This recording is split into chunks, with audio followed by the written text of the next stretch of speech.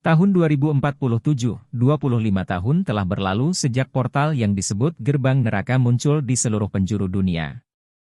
Kehancuran umat manusia menjadi tak terelakkan, tetapi ada satu pengecualian, satu orang yang masih bertahan.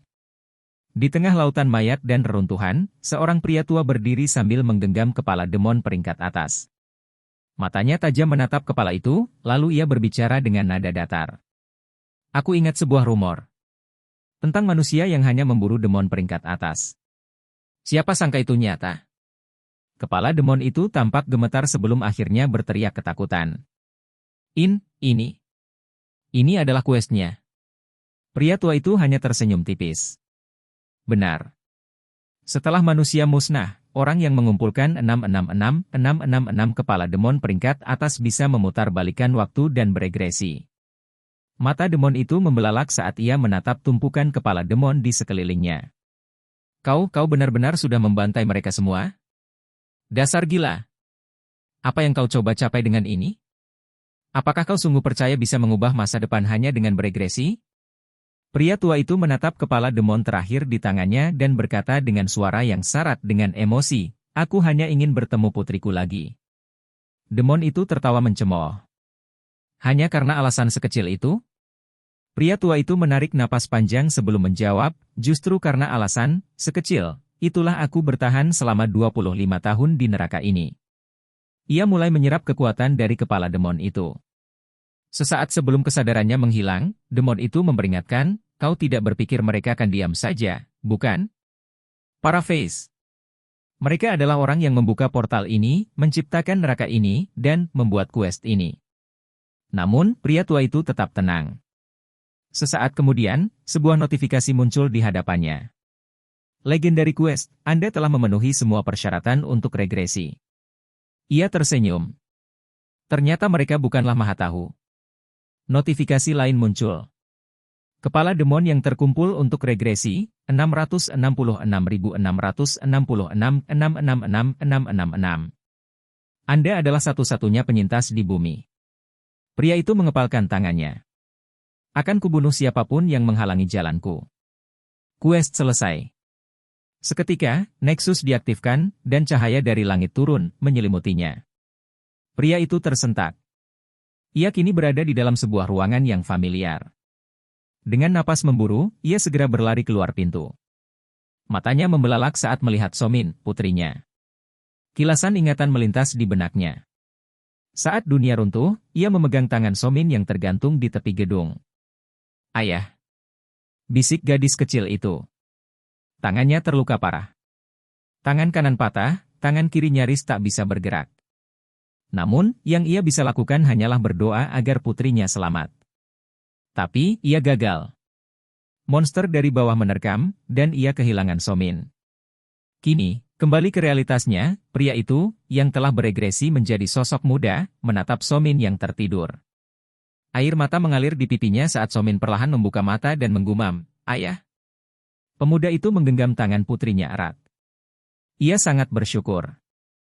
Tapi ia tahu, kebahagiaan ini tak akan bertahan lama.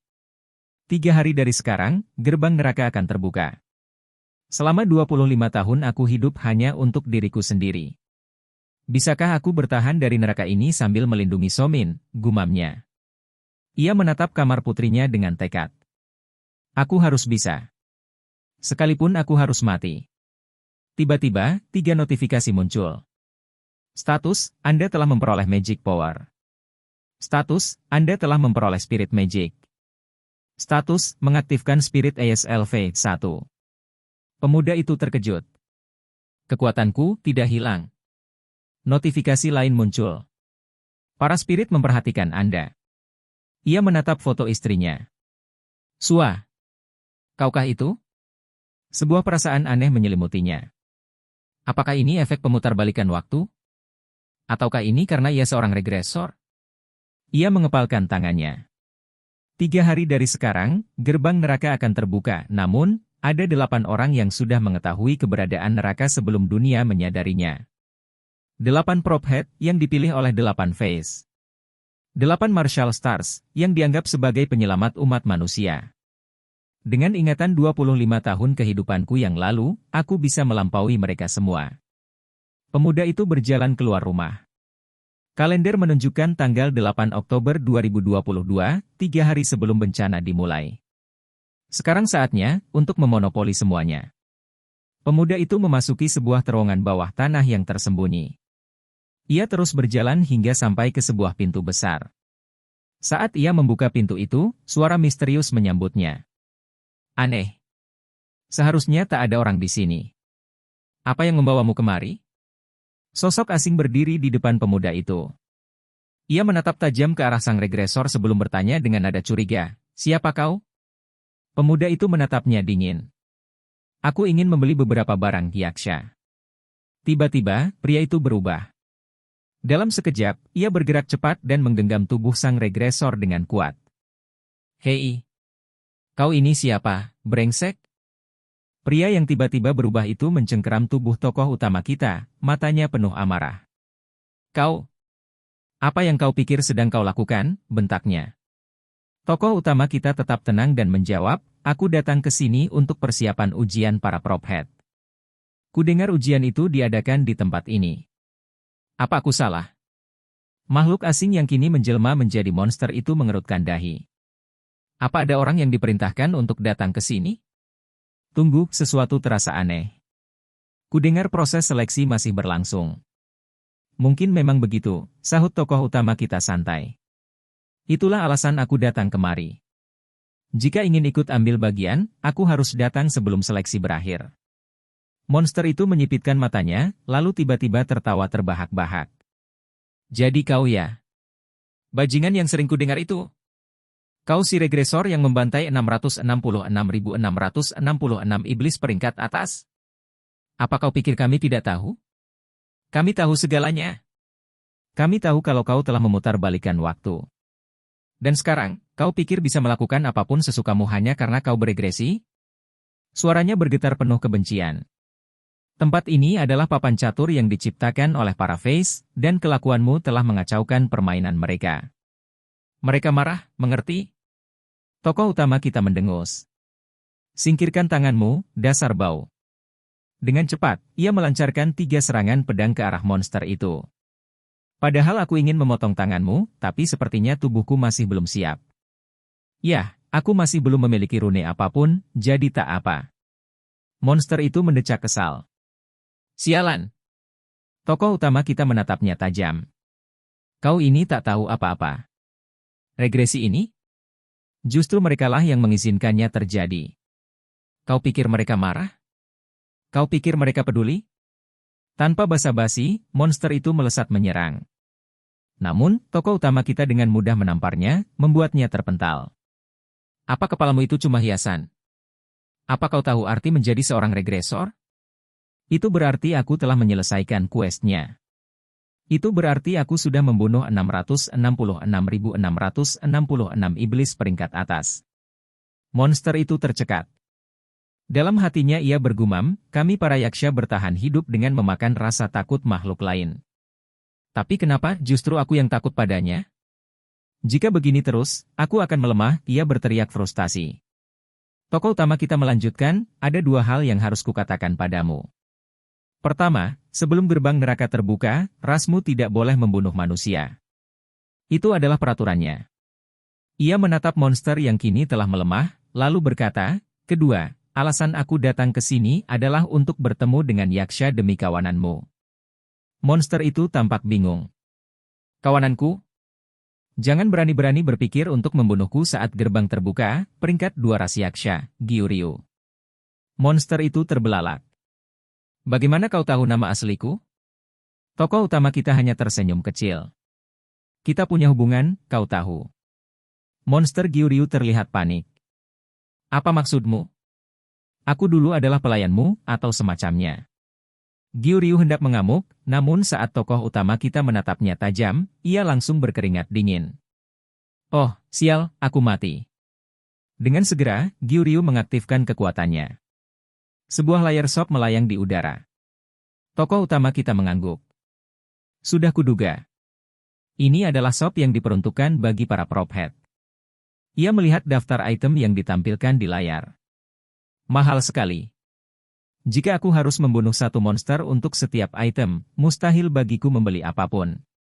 Yah, tapi nanti, 1.000.000 kepala juga hanya akan jadi uang receh. Gyuryu menyipitkan mata. Apa yang sedang kau perhatikan? Kau bahkan belum bisa membeli apapun. Tokoh utama kita menunjuk sebuah item. Berikan itu padaku. Gyuryu mendengus. Apa kau gila? Kenapa aku harus memberikannya padamu? Apa kau tidak tahu arti pertemanan? Balas tokoh utama kita santai. Pertemanan? Kau sudah menusukku, menamparku, dan sekarang meminta item dariku? Apa yang ada di otakmu? Geram Gyuryu. Tokoh utama kita dengan cepat menarik pedang yang masih tertancap di tangan Gyuryu.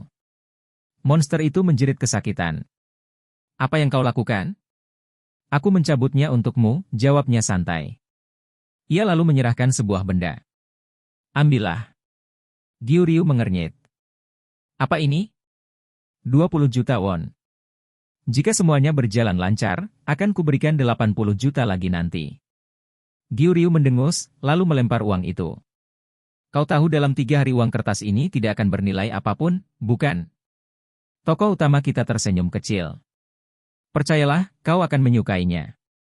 2 tahun lagi, uang itu akan menyelamatkanmu dalam malam yang gelap gulita. Gyuryu menatapnya curiga. Malam gelap, apa? Mungkin kau tidak tahu, tapi aku tahu. Aku tahu apa yang akan bernilai dan apa yang akan menjadi tak bernilai. Uang akan selalu bernilai, bahkan setelah gerbang terbuka. Gyuryu masih ragu. Apa dia serius? Di dunia manusia mungkin uang berharga, tapi bagi kami itu hanya kertas biasa. Dengan wajah kesal, ia berkata, bagaimana kalau kau berbohong padaku? Tokoh utama kita hanya mengangkat bahu. Aku tidak punya bukti apapun. Dengan atau tanpa itu, pilihan ada padamu. Tapi 2 tahun lagi, kau akan menyesalinya. Ya, itu pilihanmu. Gyuryu mendengus frustrasi.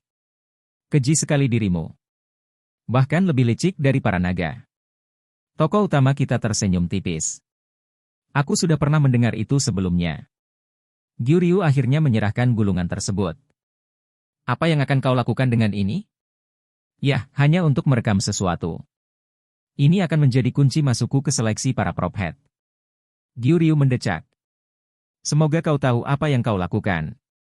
Saat tokoh utama kita membuka gulungan itu, tiba-tiba ruang dimensi di hadapannya retak. Ia melangkah maju sambil bergumam, aku akan pergi menemuimu, para face. Tiba-tiba, sebuah mata besar muncul di hadapannya, menatapnya dengan tajam.